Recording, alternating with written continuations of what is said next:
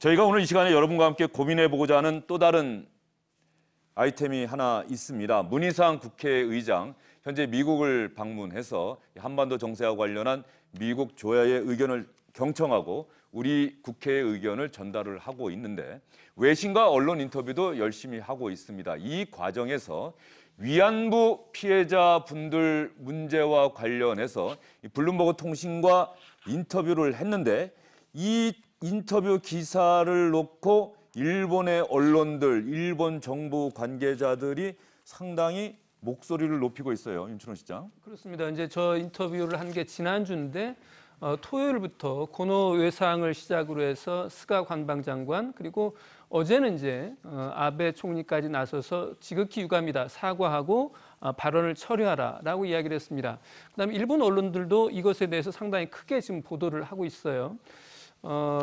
지금 나오는 내용이 블룸버그 통신의 기사죠. 그렇습니다. 지금 핵심은 이렇습니다. 뭐라고 그랬냐면 그분은 전쟁범죄 주범의 아들 아닌가 말한 뒤에 그런 분이 사과를 하면 이 문제는 쉽게 해결될 수 있는 것이다라고 하는 취지로 문희상 의장이 이제 발언을 했는데 저 부분과 관련해서 일본에서 문제를 삼는 건 크게 두 가지인 것 같습니다. 하나는 현실적으로 정치 행위를 할 수 없는 일본 국왕에게 사과를 요구한 것이 과연 적정한 거냐라고 하는 그런 정서적인 부분이 하나 있는 것 같고요. 또 한 가지는 위안부 문제는 적어도 2015년 한일 두 정부 간의 합의로 최종적으로 불가역적으로 이미 끝난 건데 이 부분과 관련해서 한국의 국회의장이 다시 문제를 제기하는 것이 과연 적정한 것이냐라고 하는 그런 측면에서 문희상 의장의 발언에 대해서 상당히 크게 문제를 삼고 있는 상황입니다. 일본 언론이 재밌는 부분이요.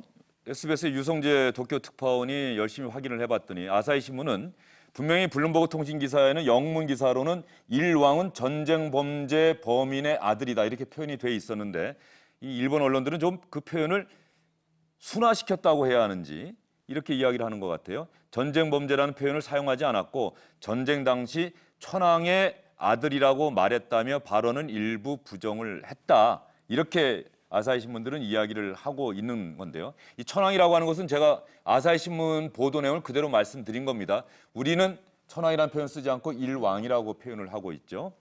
이것과 관련해서 일본 언론들이 이렇게 보도하고 나서니까 일본 정부에서는 문희상 국회의장 무례하다.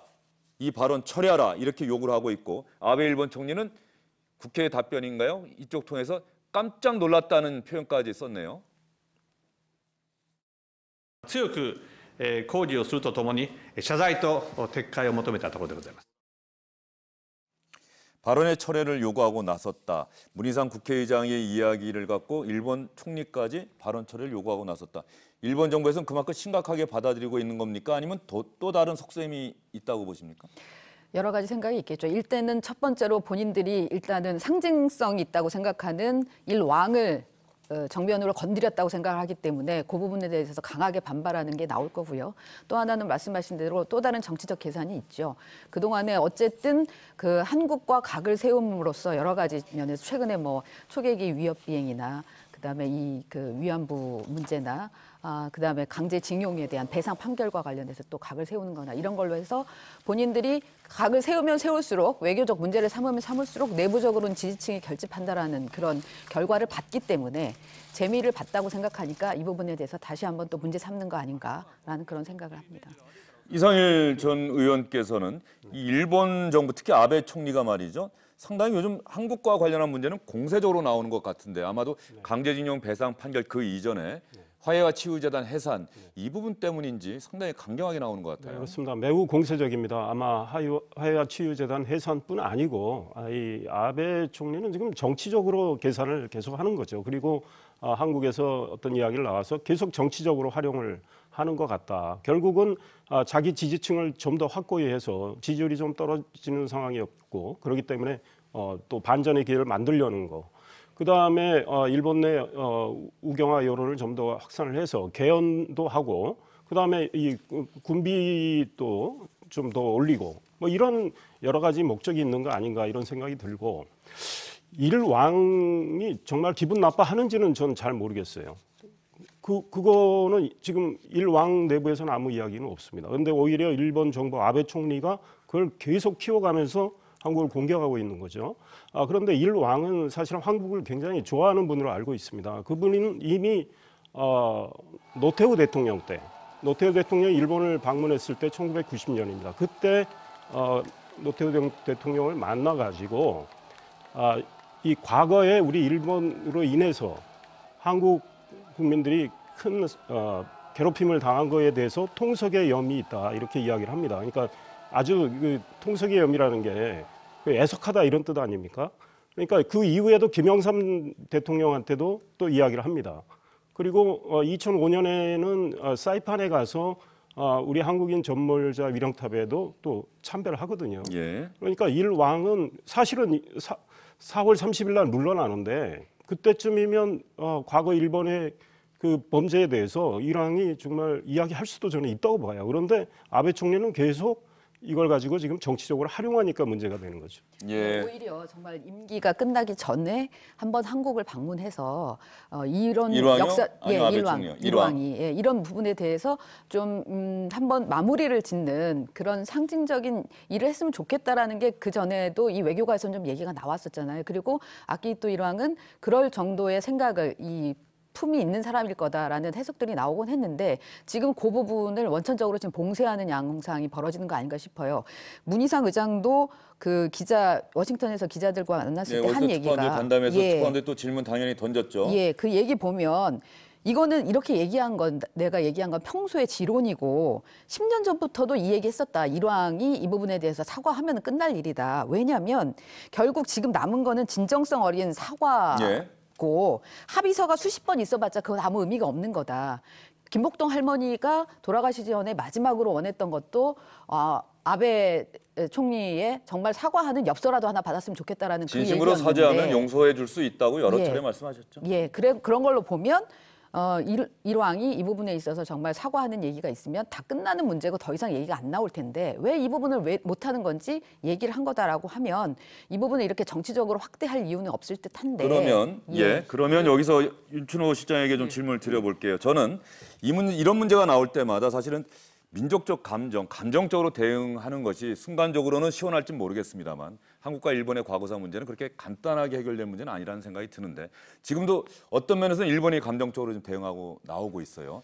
지금 아베 총리, 아베 정부가 대한민국을 바라보는 시각이 지금 적어도 문재인 정부 임기 동안에는 한국과 관계 개선할 의지가 없다 뭐 이런 식으로도 좀 보이는데 말이죠. 어떻게 보이세요? 저도 한국에 대한 기대는 일종의 기대 같은 거겠죠. 이런 것들은 저는 아베 총리와 그다음에 아베 총리 내각에서는 거의 포기하고 있는 게 아닌가 하는 생각이 드는데요.